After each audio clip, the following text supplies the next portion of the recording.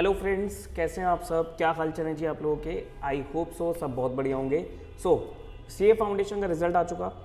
अब कन्फ्यूजन सबसे बड़ी यही है कि सर सीए इंटरमीडिएट में रजिस्ट्रेशन हमें कराना है तो न्यू कोर्स का वेट करें या रजिस्ट्रेशन हम ओल्ड कोर्स में ही करवा लें। ठीक, अभी तक मैं बोलता आ रहा था बहुत सारे बच्चों को, या रिजल्ट से पहले मैंने कुछ वीडियोस डाली थी कि भाई न्यू कोर्स आने के चांसेस थोड़े से कम लग रहे हैं, मई 24 से लागू होगा। लेकिन स्टिल मैं अभी कुछ नहीं कह सकता, हो सकता है मई 24 से ही लागू हो। लेकिन मैं आपको सिर्फ अभी जिस तरीके से आईसीएआई ने अब दोबारा काम करना शुरू किया है, बीच में थोड़ा सा स्लो हो गया था बिकॉज सम गवर्नमेंट इंटरवेंशन भी थी और उसका प्रैक्टिकल कारण था कि बजट में भी बिजी था, आईसीएआई भी बिजी था और मिनिस्ट्री भी बिजी थी बजट में। ठीक, बजट आ गया, आईसीएआई अगेन एक्टिव हो गया। और अब क्योंकि आईसीएआई के प्रेसिडेंट भी चेंज होने वाले हैं, तो क्या होता है कि जब प्रेसिडेंट चेंज हो रहे होते हैं तो वो पुराने वाले प्रेसिडेंट ये सोचते हैं कि भाई थोड़ा बहुत हम कुछ कहते हैं ना कि एक बड़ा काम करके जाएं। तो उनका बड़ा काम यही होगा कि अगर वो जाने से पहले न्यू कोर्स के अनाउंसमेंट कर देते हैं तो ठीक। तो मैं आप लोगों को यही बोलूंगा कि अभी थोड़ा सा वेट कर लो। कितना वेट करूं? ज्यादा नहीं तो 15 फेब तक का वेट कर लो, 15 फेब तक का वेट कर लो। उसके बाद आप लोग रजिस्ट्रेशन करा लेना। रजिस्ट्रेशन की डेट आप सबको पता है कि भाई नवंबर अटेम्प्ट के लिए जो रजिस्ट्रेशन की डेट है, लास्ट डेट वो है 1 मार्च। तो आप 15 फेब का वेट कर लो। 15 फेब के बाद आप अपने आप को रजिस्ट्रेशन करा लेना, क्योंकि जहां तक मुझे लगता है कि 15 फेब से पहले पहले आईसीएआई क्लैरिटी दे देगा कि भाई न्यू कोर्स नवंबर 23 से लागू होगा या मई 24 से लागू होगा। ठीक, बट एक चीज और ध्यान रखना, मैं ये नहीं कह रहा आपको कि रजिस्ट्रेशन न्यू कोर्स में ही कराना, मैं ये कह रहा हूं कि वेट कर लो 15 फेब तक की। अगर तो इंस्टीट्यूट मई 24 से एप्लीकेबल करता है न्यू कोर्स को, तो आप ओल्ड कोर्स में रजिस्ट्रेशन करा लेना अपना। और अगर नवंबर 23 से लागू करता है तो आपका ऑटोमेटिकली न्यू में ही रजिस्ट्रेशन होगा, लेकिन वेट टिल 15 फेब। ठीक, एक गलती बहुत सारे बच्चे क्या कर सकते हैं कि अगर मान लो इंस्टीट्यूट मई 24 से न्यू कोर्स को एप्लीकेबल करेगा तो बहुत सारे बच्चे क्या करेंगे, अटेम्प्ट स्किप कर देंगे। ठीक, अटेम्प्ट स्किप करना बहुत बड़ी बेवकूफी है, ये मैं आपको क्लियर बोल रहा हूं। अटेम्प्ट को स्किप करना बहुत बड़ी बेवकूफी हो जाएगी। बिल्कुल भी अपने अटेम्प्ट को स्किप मत कीजिएगा। ठीक, रजिस्ट्रेशन अगर आपके कोर्स में नवंबर 23 में ओल्ड ही रहता है तो ओल्ड में ही रजिस्ट्रेशन करा लेना, ओल्ड में ही अटेम्प्ट दे देना। कोशिश ये करना कि नवंबर 23 में बोथ ग्रुप्स निकालने हैं, कोशिश अपनी तरफ से पूरी ये करना। बाकी जैसा भी होगा, जैसे आपकी प्रिपरेशन होगी उस पर डिपेंड करता है। ठीक, बट अपना अटेम्प्ट मत स्किप करना। अटेम्प्ट स्किप करना बहुत भारी नुकसान होता है। 6 महीने खराब करोगे, और 6 महीने को अगर आप मॉनेटरी टर्म्स में भी कैलकुलेट करते हो, देखो 6 महीने खराब करोगे मतलब आप 6 महीना लेट सीए बनोगे। तो 6 महीने का मतलब क्या हो गया, एक फ्रेशर सीए की आजकल जो सैलरी लगती है वो 80,000, 90,000, 1 लाख रुपए तक लग जाती है। अच्छी फर्म्स की बात कर रहा हूं मैं, छोटी फर्म्स में कम भी होती है, लेकिन मैं ऑन एन एवरेज 80,000 भी पकड़ के चलूं तो आप 7 से 8 लाख रुपए का नुकसान कर लोगे अपना। अब सोचो, 6 महीने खराब करना मतलब 7 से 8 लाख रुपए का नुकसान करना। ठीक, अटेम्प्ट रहने की वजह से, फेल होने की वजह से खराब होते हैं, वो कोई दिक्कत नहीं है, वो ठीक है, वो आपकी पढ़ाई नहीं हुई ठीक से, आपने ठीक से पढ़ाई नहीं करी, वो उस वजह से। ठीक, लेकिन खुद से अगर आप डिले करते हो तो वो आपका बहुत भारी नुकसान होता है। तो 7 से 8 लाख रुपए अगर आप खराब करने के लिए तैयार हो तो आप अटेम्प्ट स्किप कर दो। लेकिन अगर आप पैसे की वैल्यू करते हो, मनी की वैल्यू करते हो, तो अटेम्प्ट स्किप मत करना। ठीक, बाकी मुझे ऐसा लगता है, ऐसा सुनने में भी आया है कि भी हो सकता है आज ही इंस्टीट्यूट कुछ अनाउंसमेंट डाल दे, बट मैं ज्यादा नहीं कह रहा आपको, वेट टिल 15 फेब। 15 फेब तक मुझे लगता है कि इंस्टीट्यूट अनाउंसमेंट दे ही देगा अबाउट न्यू कोर्स। अब इसका एक ना पॉजिटिव साइन क्या निकल के आ रहा है कि आईसीएआई ने अपना सिलेबस अनाउंस कर दिया। न्यू कोर्स वाला, जो न्यू कोर्स वाला सिलेबस है वो उन्होंने अनाउंस कर दिया। ठीक, न्यू कोर्स के सिलेबस में पहले उन्होंने पेपर्स बताए थे कि भाई न्यू कोर्स में ये पेपर्स होने वाले हैं, लेकिन अब उन्होंने इंटरनली भी सिलेबस अनाउंस कर दिया। ठीक, तो मैं अपना अकाउंट्स और ऑडिट की डिस्कशन आपसे डिटेल में करने वाला हूं इस वीडियो में, और बाकी सब्जेक्ट्स में सिलेबस में क्या क्या चेंजेस है वो मेरी टीचर से बात हुई है, उनसे पूछकर मैं आपको थोड़ा सा गाइड कर दूंगा कि भाई क्या होगा क्या नहीं होगा। ठीक, तो इनकेस अगर कोई बच्चा क्लासेस का प्लानिंग भी कर रहा है तो वो अकॉर्डिंगली अपनी प्लानिंग कर सके, किसी ने शुरू भी कर दिया तो भी कोई दिक्कत नहीं है। और एंड में वीडियो को पूरा देखना, वीडियो के एंड में मैं आपको अपनी क्लासेस के बारे में भी बताऊंगा, तो वीडियो स्किप मत करना, पूरा देखना। और वीडियो अगर आपको पसंद आती रहेगी तो थम्स अप देते रहना, लाइक करते रहना, और वीडियो अपने दोस्तों के साथ शेयर कर देना, क्योंकि बहुत सारी कंफ्यूजन है। मेरी पूरी कोशिश रहेगी कि मैं आपको राइट डायरेक्शन में सही आपको गाइडेंस दे पाऊं। ठीक, देखो भाई, इंस्टीट्यूट ने इंटर कोर्स का, अभी सिर्फ इंटर कोर्स का इन्होंने सिलेबस लॉन्च किया है। ठीक, क्योंकि इंटर कोर्स के ऊपर ये अभी डिसीजन लेना ज्यादा बेहतर रहेगा। देखो यहां से ना एक पॉजिटिव साइन मुझे ऐसा लग रहा है कि इंटर कोर्स इन्होंने लॉन्च किया, इंटर कोर्स का सिलेबस इन्होंने लॉन्च किया, तो हो सकता है इंस्टीट्यूट नवंबर 23 से ही न्यू कोर्स को एप्लीकेबल कर दे, क्योंकि इंस्टीट्यूट को पता है कि भाई इंटर का बता देना जरूरी है इस समय, क्योंकि बच्चा इंटर के लिए रजिस्ट्रेशन अभी जल्दी कराएगा। ठीक, तो एक पॉजिटिव साइन मुझे लग रहा है कि भाई हो सकता है नवंबर 23 से ही एप्लीकेबल हो जाए। बाकी ये सब प्रिडिक्शन है, जो इंस्टीट्यूट काउंसिल डिसाइड करेगी वही हम फॉलो करेंगे। ये सिर्फ मेरी प्रिडिक्शन है, इस बातों के ऊपर कोई मैं इसको कंफर्मेशन नहीं कह सकता, एब्सोल्यूट एश्योरेंस नहीं दे सकता, रीजनेबल एश्योरेंस पर कह सकता हूं मैं से। ठीक है जी, तो इंटर का एक कोर्स लॉन्च किया इन्होंने। तो इसमें आपका जैसे पेपर नंबर 1 था वो आपका क्या रहेगा, एडवांस अकाउंटिंग के नाम से रहेगा। आपको पता है कि भी ग्रुप 1 में जो अकाउंटिंग होता था, ग्रुप 2 में एडवांस अकाउंटिंग होता था, उनको मर्ज करके इंस्टीट्यूट एक ही पेपर बना रहा है, एडवांस अकाउंटिंग। ठीक, 100 नंबर का पेपर है। इसमें सिलेबस, कोर्स कंटेंट किस तरीके से है वो देख लेते हैं एक बार। देखो, पहला चैप्टर इन्होंने क्या डाला, process of formulation of accounting standard including Ind AS, कि भाई अकाउंटिंग स्टैंडर्ड कैसे बनते हैं, इंड एएस कैसे बनते हैं, IFRS convert standards and IFRS, की भाई accounting standard, Ind AS, IFRS. देखो सिलेबस बहुत ही बढ़िया है, बहुत ही बढ़िया है, बहुत ही ज्यादा बढ़िया है, बेहतरीन सिलेबस है। फालतू की चीजें इन्होंने हटा दी यहां से। ठीक, स्टैंडर्ड बेस्ड तैयारी करवाने की पूरी कोशिश है। इंस्टीट्यूट ये चाहता है कि इंटर लेवल में बच्चा सारे स्टैंडर्ड्स पढ़ ले, अकाउंटिंग स्टैंडर्ड पूरे पढ़ ले, और फाइनल लेवल में बच्चा इंड एएस आईएफआरएस की तरफ मूव करे, क्योंकि इस समय कंट्री में दोनों स्टैंडर्ड चल रहे हैं, एएस भी चल रहे हैं और इंड एएस आईएफआरएस भी चल रहे हैं। तो इंस्टीट्यूट की पूरी प्लानिंग है कि आपको दोनों चीजों के लिए तैयार रखा जाए, एएस के लिए भी और इंड एएस के लिए भी। लेकिन इंटर लेवल से वो थोड़ा बहुत आपको इंड एएस आईएफआरएस के बताने के लिए रेडी है। तो इंड एएस कैसे बनते हैं, अकाउंटिंग स्टैंडर्ड कैसे फ्रेम होता है, इंक्लूडिंग आईएफआरएस कैसे बनते हैं, ये सब चीजें भी आपको बताई जाएंगी। ठीक, हमारे लेक्चर इस तरीके से होंगे कि मैं आपको इंड एएस आईएफआरएस के बारे में भी बताता चला जाऊंगा। कन्वर्जेंस वर्सेस अडॉप्शन, कि भाई कन्वर्ट करना, आपको सबको थोड़ा बहुत पता होगा कि भाई आईसीएआई ने या इंडियन गवर्नमेंट ने या इंडिया में आईएफआरएस को अडॉप्ट नहीं किया गया, कन्वर्ज किया गया। ठीक है, इसके बारे में डिटेल में हम जानकारी लेंगे।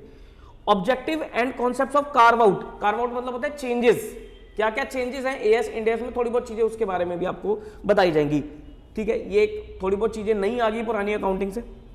ये सेम है जो आपका पहले ओल्ड कोर्स में भी चैप्टर था, framework for preparation and presentation of financial statement as per accounting standard, ये चैप्टर आपका सेम है। Then applicability of AS to various entities, ये पूरा सेम है आपका, introduction and applicability of AS होता था, वहां से एप्लीकेबिलिटी उठा लिया यहां से। ठीक, अब सबसे बढ़िया चीज मुझे क्या लगी, मुझे सबसे बेहतरीन चीज लगी सर एएस, सारे एएस कवर कर दिए इंटर में, अब सारे एएस आपको पढ़ाए जाएंगे, जितने भी एएस है सारे एएस डाल दिए, बहुत ही बढ़िया। आपका सिलेबस एएस बेस्ड है, पूरा सिलेबस अकाउंटिंग स्टैंडर्ड्स ही आपके सिलेबस में अब। ठीक, एएस 1, 2, 3 आपका कैश फ्लो स्टेटमेंट होता था। अच्छा, क्या किया इन्होंने, कुछ प्रैक्टिकल चैप्टर थे वो एएस फॉर्म में डाल दिए, जैसे cash flow statement old course में अलग से चैप्टर भी होता था, एएस भी होता था, अब उन्होंने खाली एएस बोल दिया कि एएस पढ़ना है, तो वो ऑटोमेटिकली क्या है, ये आपका पूरा प्रैक्टिकल चैप्टर भी यहां पर कवर होगा, ये पूरा आपका प्रैक्टिकल चैप्टर भी यहां पर कवर होगा। ठीक, फिर आपका as 4, 5 theory, as 7 construction contract, revenue recognition, as 9 PPE, as 11, as 12, 13, 14, as 15 ये नया डाला इन्होंने, एएस 15 ये न्यू डाल दिया इन्होंने यहां पर। ठीक है, ये सारे स्टैंडर्ड, ये एएस 1 से लेकर 14 तक, ये सब आपके कुछ ग्रुप 1 में थे, कुछ ग्रुप 2 में थे। अच्छा, ये जो अमेलगमेशन का एएस 14 है, इसमें ऑटोमेटिकली आपका प्रैक्टिकल चैप्टर भी कवर किया जाएगा, वैसे ये शायद अलग से भी दे रखा है। ठीक, फिर आपका as 16 borrowing cost, 17 segment reporting, उसके बाद 18 रिलेटेड पार्टी लीजेस वाला हो गया, 20 ईपीएस हो गया। अब देखो 21, 23, 27 ये आपके क्या आ गए, ये आपके कंसोलिडेशन के आ गए, इसमें आपका पूरा कंसोलिडेशन ऑफ सिंगल सब्सिडरीज के साथ है। ठीक, ये हटा दिया इन्होंने, ये वाला पोर्शन आपको नहीं करना, एक्सक्लूडिंग डिफरेंट डेट्स वाला कंसोलिडेशन, क्रॉस होल्डिंग और disposal of subsidiary and foreign subsidiaries, ये पहले फाइनल लेवल पे हुआ करता था, वो इन्होंने यहां पर हटा दिया कि भाई, क्योंकि इनकी ना इंप्लीकेशन क्या है, इन चैप्टर की इंप्लीकेशन इंड एएस बेस्ड है, क्योंकि बड़ी बड़ी कंपनी पे एप्लीकेबल होते हैं और बड़ी बड़ी कंपनी में इंड एएस लग रहा है आजकल। ठीक, तो एएस लगती नहीं है, तो ये इन्होंने हटा दिया कि इसको छोड़ो, तो ये आपको नहीं करना। ठीक, सिर्फ आपको सिंगल सब्सिडी की कंसोलिडेशन करनी है। अच्छा, यहां पर भी क्या है, यहां पर भी आपका पूरा प्रैक्टिकल चैप्टर जो होल्डिंग कंपनी अकाउंट्स था, जो आप कंसोलिडेशन ग्रुप 2 एडवांस अकाउंटिंग में पढ़ते थे, वो पूरा चैप्टर यहां पर कवर होगा, तो वो स्टैंडर्ड के साथ ही आपको पढ़ाया जाएगा। ठीक, उसके बाद एएस 22 टैक्सेस ऑन इनकम, वो आपका डेफर टैक्स वाला स्टैंडर्ड हो गया, और ये आपका एसोसिएट का, ज्वाइंट वेंचर का, ये आपका कंसोलिडेशन के साथ ही कवर होता था, तो इसके भी आपको प्रैक्टिकल सब पढ़ने पड़ेंगे, ये पहले ग्रुप 2 में नहीं थे। ये अब आपको पढ़ने पड़ेंगे, इसके भी प्रैक्टिकल क्वेश्चंस। फिर AS 24, 25 ये नया डाला इन्होंने, AS 25 इंटरिम फाइनेंशियल रिपोर्टिंग, ये पहले नहीं था, ना ग्रुप 1 में था ना ग्रुप 2 में था, ये आपके लिए न्यू स्टैंडर्ड है। उसके बाद आपका AS 26 इंटेंजिबल एसेट्स, फिर इन्होंने AS 28 न्यू डाला, इंपेयरमेंट ऑफ एसेट। ये मैं हमेशा से सोचता था कि इतना इंपॉर्टेंट स्टैंडर्ड इंस्टीट्यूट ने मिस कैसे कर दिया, ना ग्रुप 1 में था ना ग्रुप 2 में था, अब इन्होंने यहाँ पर न्यू कोर्स में डाल दिया, तो ये आपको AS 28 भी पढ़ना पड़ेगा। देन आपका AS 29 provision contingent asset and liability, मतलब ऑल AS सारे अकाउंटिंग स्टैंडर्ड्स आपके कवर्ड हैं, तो आपका पेपर AS बेस्ड हो गया। अब सारे AS आपको इंटर लेवल पे पढ़ने हैं, तो इंटर लेवल पे आपको अब बहुत ही अच्छे से डिटेल में अकाउंट्स पढ़ना है, एनालिटिकली, और आपको कहते हैं ना एप्लीकेशन बेस्ड आपको क्वेश्चन करने हैं। अब वो चीजें खत्म हो जाएंगी अकाउंट्स में कि भाई क्वेश्चंस की प्रैक्टिस करें और हमारे मार्क्स आगे, नहीं, अब आपको थोड़ा थ्योरेटिकली स्टैंडर्ड्स को भी देखना है, ठीक, मजा आएगा पढ़ने में बहुत, और मुझे वैसे पर्सनली स्टैंडर्ड्स काफी पसंद है। फिर आता है कंपनी अकाउंट्स। कंपनी अकाउंट्स में इन्होंने क्या क्या डाला, इन्होंने शेड्यूल 3, वो आपका फाइनेंशियल स्टेटमेंट्स वगैरह है, इसमें छोटे छोटे टॉपिक्स भी कवर होंगे, लेकिन एज पर डिवीजन 1 ओनली, क्योंकि डिवीजन 2 इंड एस है, वो आपका फाइनल में कवर होता है। Preparation of financial statements, SPL, balance sheet, cash flow वगैरह, ये सब कैसे बनाते हैं, ये सब कवर हो गया आपका। कैश फ्लो हो गया, मतलब AS 3 भी कवर हो गया। बायबैक ऑफ सिक्योरिटीज और accounting for restructure of company, restructuring company, इनमें ना 3 चैप्टर कवर होते हैं, अमेलगमेशन और आपका लिक्विडेशन और आपका इंटरनल रिकंस्ट्रक्शन, तो ये आपके ग्रुप 2 से उठा के इन्होंने यहाँ पर डाल दिए स्टैंडर्ड्स, ठीक। और आपका फिर एक चैप्टर और कवर किया इन्होंने, ब्रांचेस इंक्लूडिंग फॉरेन ब्रांच। अब देखो बहुत सारे चैप्टर आपके हट गए, कौन कौन से चैप्टर हट गए आपके, जैसे हायर परचेज होता था वो हट गया आपका, इंश्योरेंस क्लेम होता था वो हट गया आपका, एक सिंगल एंट्री का चैप्टर होता था वो हट गया आपका, प्री एंड पोस्ट होता था वो हट गया आपका, देन आपका वो हट गया, क्या नाम है, प्री एंड पोस्ट हो गया, इंश्योरेंस क्लेम हो गया, एक आपका होता था redemption of preference shares, redemption of debenture, bonus, right issue, ये आपके कुछ चैप्टर्स थे, ये इन्होंने हटा दिए। सर इनका क्या, अब ये हटा तो दिए, क्या ये क्या करेंगे, प्लानिंग ऐसी है कि ये आपके फाउंडेशन में डाल देंगे, ये चैप्टर आपके फाउंडेशन में डाल देंगे, और फाउंडेशन में जो बहुत ही एलिमेंट्री चैप्टर थे उनको हटा दिया जाएगा, जो आप 11th 12th में अच्छे से पढ़ लेते हो ना, उनको हटा दिया जाएगा।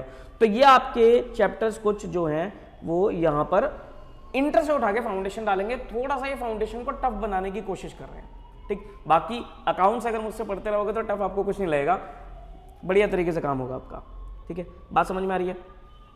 तो ये आपका अकाउंट का सिलेबस है, तो ड्रास्टिक चेंज है, ड्रास्टिक चेंज है, बहुत सारी चीजें आपकी क्या है, मर्ज हो गई हैं, और कुछ चीजें नई भी हैं और कुछ चीजें हट भी गई हैं, तो अकॉर्डिंगली आप अपनी क्लासेस प्लान करना। तो इसलिए मैं कह रहा हूं कि थोड़ा सा वेट कर लो, थोड़ा सा वेट कर लो। हम अपने बैचेस भी इसी वजह से 15 फेब से ही शुरू करेंगे, ठीक।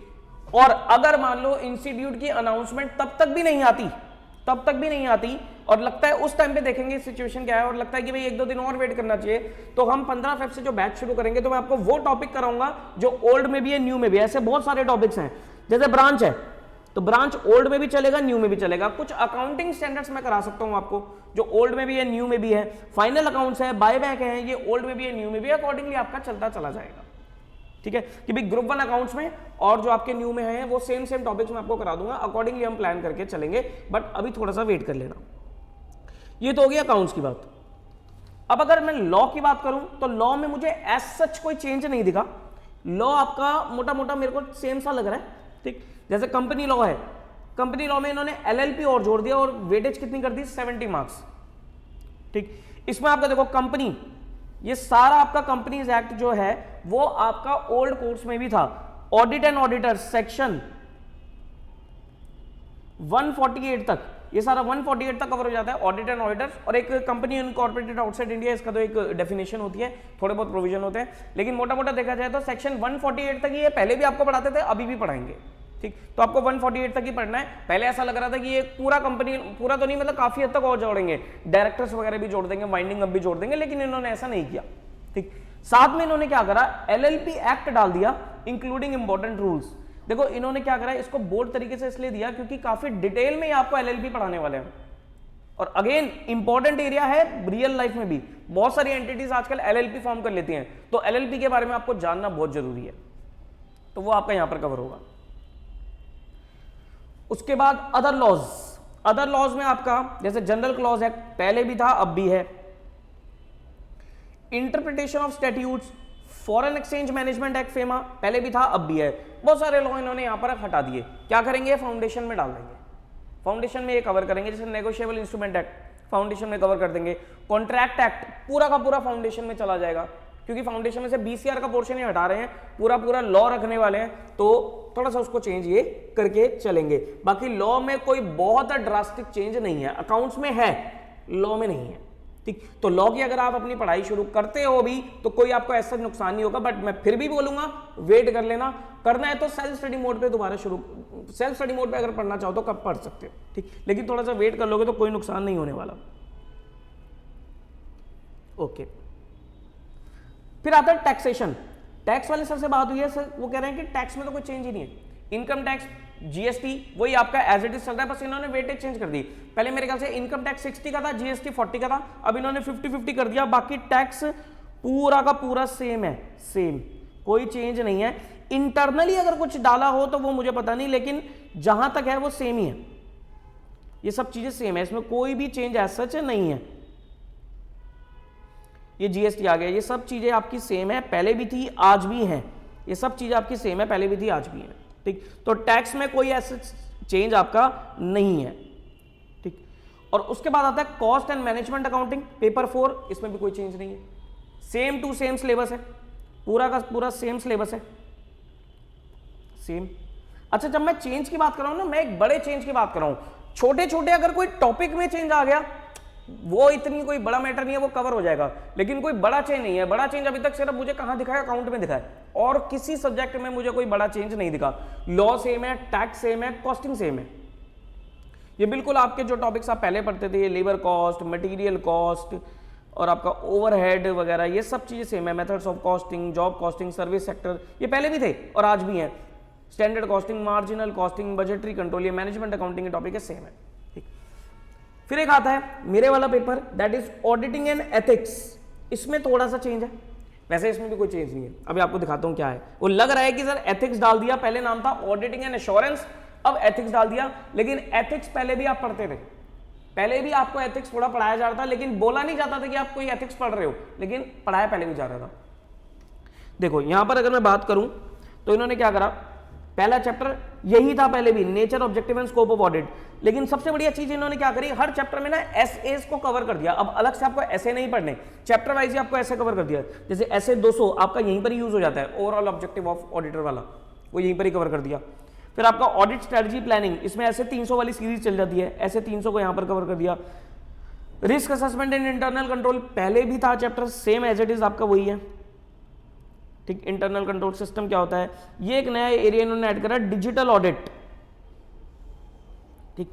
वैसे ये कुछ नहीं है, ये वही है आपका ऑटोमेटेड एनवायरनमेंट वाला, ये नाम से लग रहा है नया है, लेकिन ये ऑटोमेटेड एनवायरनमेंट है, जो आप पहले पढ़ते थे ना ऑटोमेटेड एनवायरनमेंट वाला टॉपिक, ये वही सेम है आपका, ठीक है जी। उसके बाद ऐसे 330, एक सेकेंड,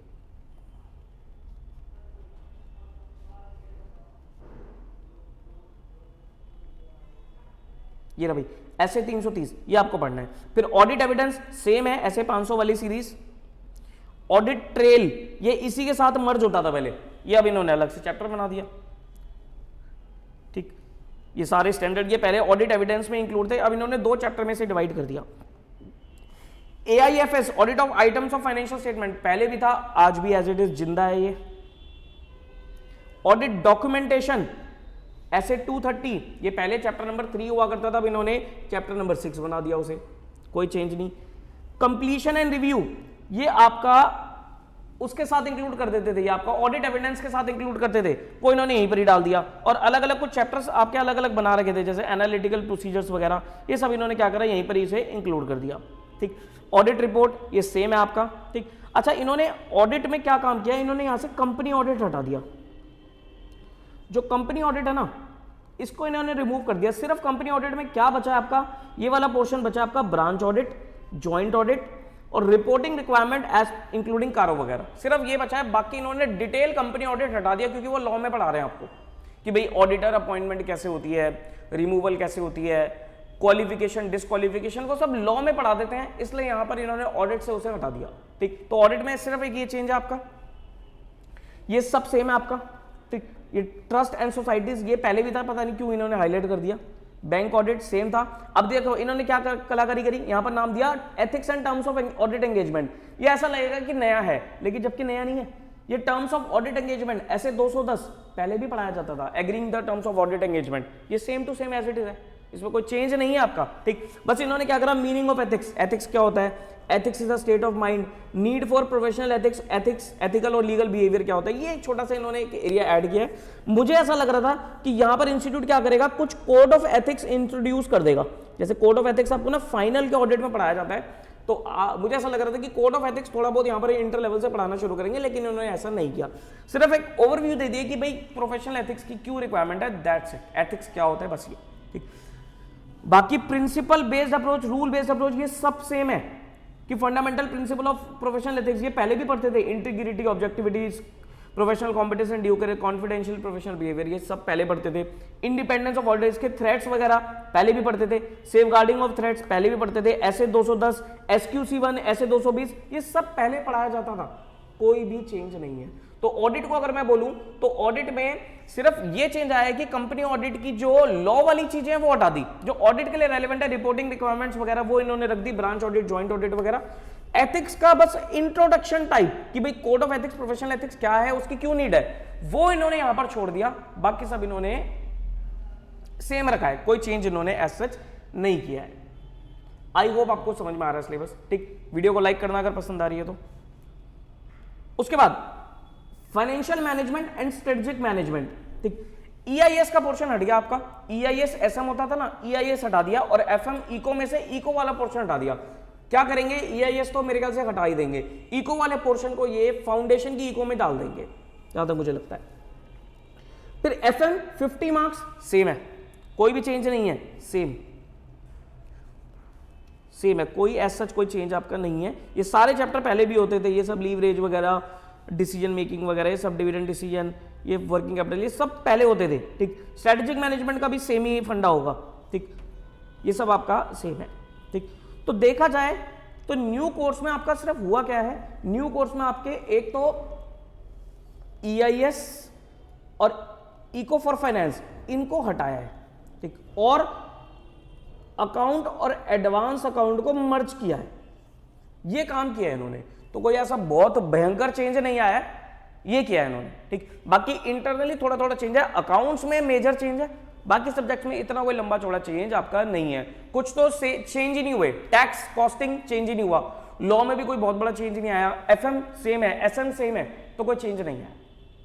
ठीक, बट मैं आपको यही एडवाइस करूंगा, अगर आप सेल्फ स्टडी के थ्रू अभी कर रहे हो, क्या पढ़ना चाहिए सर, अभी टाइम वेस्ट ना हो मेरा, तो मैं कुछ पढ़ना चाहता हूं, तो मैं बोलूंगा आपको लॉ पढ़ लो, थोड़ा बहुत लॉ पढ़ना चाहो लॉ पढ़ लो, सेल्फ स्टडी है, थ्योरेटिकल आप पढ़ सकते हो।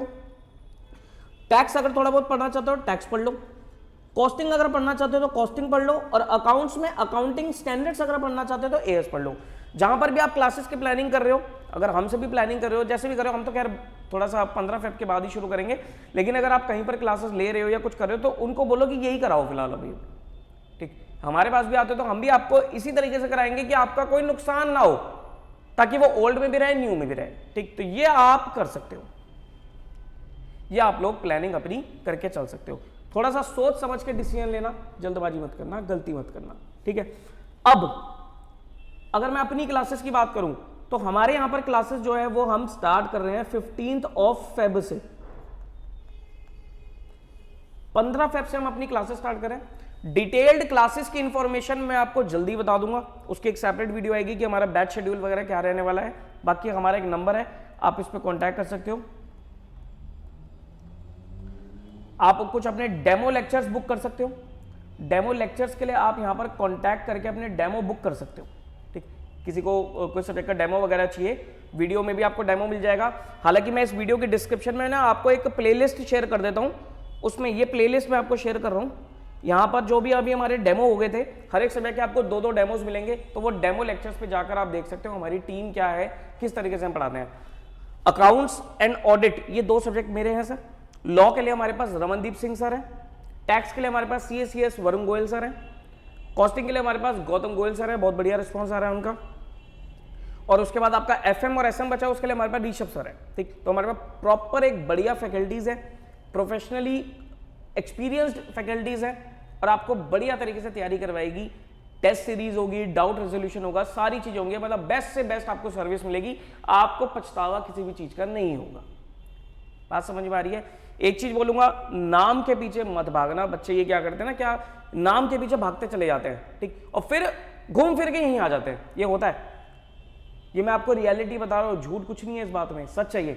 बच्चा क्या करता है, नाम के पीछे एक बार भागता है, वहां से सेटिस्फाई नहीं होता, फिर वो कई बार डाउट्स नहीं हुए, कई बार नहीं समझ में आया, 10 चीजें होती हैं, फिर वो घूम फिर के हमारे पास आता है, घूम फिर के हमारे पास आता है और डबल फीस लगती है। वहां पर फीस देगा, हमसे ज्यादा ही देगा, जो हमारी फीस होगी ना उससे ज्यादा ही वहां पर फीस पे करेगा, पॉइंट नंबर 1। फिर घूम फिर के जब हमारे पास आएगा तो हमारे पास भी फीस पे करेगा, डबल पैसे खराब करे, ठीक, टाइम खराब हुआ। और मैंने आपको बताया, हर महीना जो आपका वेस्ट हो रहा है ना, आप समझ लो आप अपने 1 लाख रुपए का नुकसान कर रहे हो। जो भी महीना आपका, हर महीना आपका 1 लाख रुपए का पड़ रहा है, यानी कि हर दिन आप कैलकुलेट कर लो, हर दिन आपका 3000 रुपए का पड़ता है, 3000 रुपीज पर डे पड़ रहा है आपको।